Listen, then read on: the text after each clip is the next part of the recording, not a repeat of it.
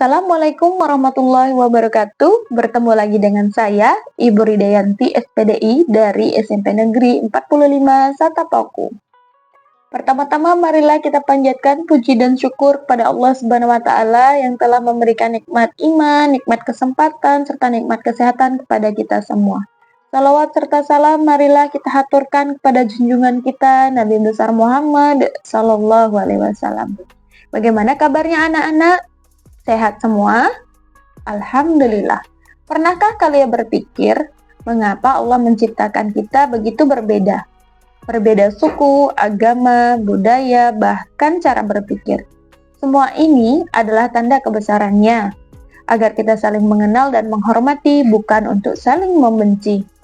Dalam video ini, kita akan belajar tentang toleransi dan bagaimana menghargai perbedaan dapat membuat hidup kita lebih damai dan harmonis. Yuk simak sampai selesai dan mari kita bersama-sama menjadi pribadi yang lebih menghargai keberagaman. Apa itu toleransi? Toleransi adalah sikap menghormati dan menghargai perbedaan yang ada, baik dalam hal agama, budaya, suku, maupun pendapat. Dalam Islam, toleransi tidak berarti melepaskan prinsip-prinsip agama, melainkan menghormati hak-hak orang lain untuk hidup sesuai keyakinannya. Beberapa jenis toleransi: toleransi beragama, toleransi budaya, toleransi berpolitik. Toleransi beragama berarti memiliki sikap saling menghormati dan menghargai perbedaan keyakinan di antara umat beragama. Ini mencakup menghormati kepercayaan, tradisi, dan ibadah orang lain tanpa mencampuri atau merendahkannya. Dengan toleransi, kita bisa hidup berdampingan secara damai, meskipun memiliki keyakinan yang berbeda. Islam mengajarkan hal ini sebagai bagian dari rahmatan lil alamin untuk menciptakan harmoni di tengah keberagaman. Lalu, toleransi budaya. Sikap menghormati ragam budaya berarti menerima dan menghargai keberagaman tanpa memandang budaya tertentu lebih tinggi atau lebih rendah dari yang lain. Setiap budaya memiliki nilai, tradisi, dan keunikan yang patut dihormati. Dengan bersikap demikian, kita dapat menciptakan lingkungan yang harmonis dan di mana semua orang merasa diterima dan dihargai, tanpa ada rasa superioritas terhadap budaya tertentu. Lalu, toleransi berpolitik menekankan bagaimana menghargai dan menghormati hak politik yang dimiliki oleh seseorang. Berarti, memberikan kebebasan kepada setiap individu untuk menyampaikan pendapat, memilih pemimpin, atau berpartisipasi dalam proses politik tanpa tekanan atau diskriminasi. Hal ini penting untuk menciptakan kehidupan bermasyarakat yang adil dan demokratis, di mana setiap orang memiliki kesempatan yang sama untuk menyuarakan aspirasinya dan terlibat dalam pengambilan keputusan. Adapun tujuan dan manfaat toleransi, yang pertama yaitu menjaga keharmonisan masyarakat, lalu mencegah tindakan diskriminasi, mencegah perpecahan, menyatukan perbedaan, meningkatkan perdamaian, menumbuhkan rasa persaudaraan, menumbuhkan rasa cinta dan kasih sayang, membangun rasa nasionalisme, mengurangi sifat egois, dan mempermudah proses musyawarah. Jadi, tujuan dan manfaat toleransi ini sangat banyak sekali dan itu menguntungkan untuk kita agar dalam kehidupan keseharian kita menjadi lebih tenang dan damai, serta mempersatukan persatuan dan kesatuan baik dalam keluarga, masyarakat, maupun negara, serta memungkinkan kita hidup berdampingan dan saling memahami dan menghargai satu sama lain. Penerapan toleransi dalam kehidupan, salah satunya toleransi dalam beragama, termasuk di dalam beberapa hal. Yang pertama, toleransi dalam hal ibadah. Lalu, toleransi sesama muslim dalam hal perbedaan pendapat. Kemudian, toleransi dalam muamalah. Toleransi dalam hal ibadah. Toleransi yang diperbolehkan dalam Islam hanya sebatas menghormati dan menghargai pelaksanaan ibadah orang lain. Sikap saling menghormati dan menghargai perbedaan keyakinan antara pemeluk agama yang satu dengan lainnya, ini berarti kita menghormati hak setiap orang untuk memilih dan menjalankan agama sesuai dengan keyakinannya, tanpa saling memaksa atau merendahkan. Toleransi sesama muslim dalam hal perbedaan pendapat. Dalam mengamalkan ilmu fikih, terdapat banyak perbedaan yang diamalkan oleh umat Islam. Perbedaan tersebut bukan untuk diperselisihkan, melainkan untuk dihormati. Meskipun kita mungkin memiliki pendapat yang berbeda, kita tetap menjaga ukhuwah Islamiyah dan tidak saling menghina atau mencela. Islam mengajarkan kita untuk tetap bersatu dalam keberagaman dengan menghargai perbedaan sebagai bagian dari takdir Allah dan sebagai kesempatan untuk saling belajar dan memperkaya pemahaman kita. Toleransi dalam muamalah. Sikap saling menghormati dan menghargai pihak lain dengan menjunjung tinggi nilai-nilai kemanusiaan, adab, kesopanan, dan budaya yang ada. Dalam muamalah, seperti dalam jual beli, kerjasama, dan interaksi lainnya, Islam mengajarkan kita untuk berlaku adil, jujur, dan tidak merugikan pihak lain. Toleransi dalam muamalah menciptakan lingkungan yang harmonis dan saling menguntungkan, dengan menjunjung tinggi prinsip kejujuran, saling percaya, dan keadilan. Keragaman umat Islam dan toleransi intern umat beragama.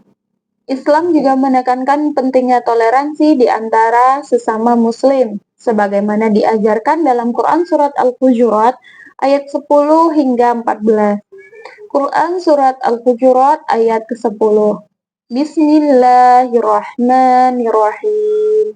Innamal mu'minuna ihwatun fa aslihu baina akhawaykum wattaqullaha la'allakum turhamun. Shadaqallahul azim. Sesungguhnya orang-orang mukmin itu bersaudara. Karena itu damaikanlah antara kedua saudaramu yang berselisih. Dan bertakwalah kepada Allah agar kamu mendapatkan rahmat. Quran Surat Al-Hujurat ayat ke-10. Quran Surat Al-Hujurat ayat 11. Artinya, wahai orang-orang yang beriman, janganlah suatu kaum mengolok-olok kaum lainnya, karena boleh jadi mereka yang diperolok-olokkan lebih baik dari mereka yang mengolok-olok. Dan jangan pula perempuan-perempuan mengolok-olokkan perempuan lain, karena boleh jadi perempuan yang diperolok-olokkan lebih baik dari perempuan yang mengolok-olok. Janganlah kamu saling mencela satu sama lain, dan janganlah saling memanggil dengan gelar-gelar yang buruk. Seburuk-buruk panggilan adalah panggilan yang buruk atau fasik setelah beriman. Dan barang siapa tidak bertaubat, maka mereka itulah orang-orang yang zalim. Quran Surat Al-Hujurat ayat ke-11. Dalam surat ini diingatkan bahwa hindari menghina satu sama lain atau memanggil dengan panggilan-panggilan yang buruk. Quran Surat Al-Hujurat ayat 12, yang artinya, wahai orang-orang yang beriman, jauhilah banyak dari prasangka. Sesungguhnya sebagian prasangka itu dosa. Dan janganlah kamu mencari-cari kesalahan orang lain, dan janganlah ada di antara kamu yang menggunjing sebagian yang lain. Apakah ada di antara kamu yang suka memakan daging saudaranya yang sudah mati? Tentu kamu merasa jijik, dan bertakwalah kepada Allah. Sungguh Allah Maha Penerima Tobat, Maha Penyayang. Dalam Quran Surat Al-Hujurat ayat 12, mengingatkan bahwa hindarilah mencela dan berprasangka buruk. Umat Islam diajarkan untuk saling berbaik sangka dan menjauhkan diri dari sikap mencari-cari kesalahan orang lain.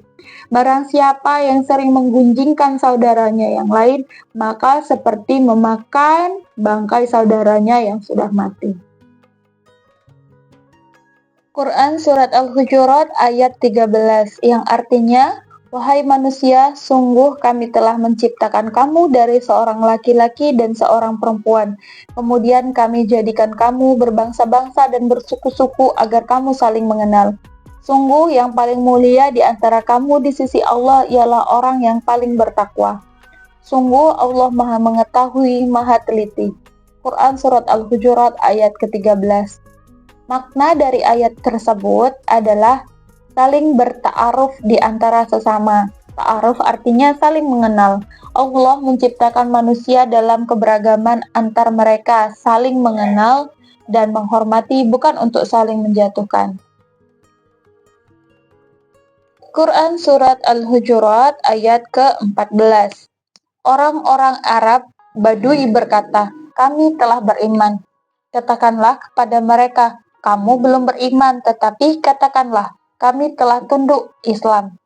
Karena iman belum masuk ke dalam hatimu, dan jika kamu taat kepada Allah dan Rasul, Dia tidak akan mengurangi sedikit pun pahala amalmu. Sungguh Allah Maha Pengampun dan Maha Penyayang. Berikut adalah praktik toleransi umat Islam sepanjang masa, yaitu pernah dicontohkan oleh Rasulullah. Rasulullah Shallallahu Alaihi Wasallam pernah menerima tamu dari kaum Nasrani, Najran di Masjid Nabawi. Beliau memberikan mereka tempat untuk beribadah di dalam masjid. Kisah ini menunjukkan bahwa Rasulullah Shallallahu Alaihi Wasallam menghormati perbedaan agama dan memberi ruang bagi orang lain untuk menjalankan keyakinannya. Kesimpulan pembelajaran kita hari ini, toleransi adalah nilai universal yang diajarkan oleh Islam untuk menjaga keharmonisan di tengah keberagaman. Dengan menerapkan toleransi, umat Islam tidak hanya mencerminkan akhlak mulia, tetapi juga memperkuat persatuan dan kedamaian dalam masyarakat. Setelah pembelajaran ini, semoga kita dapat menerapkan toleransi dalam keseharian kita, dalam berteman, dalam lingkungan masyarakat, dalam sekolah, dalam beragama, dalam bermuamalah sesuai dengan firman Allah dalam Quran Surat Al-Hujurat ayat 10 hingga 14. Juga serta contoh yang telah diberikan oleh Nabi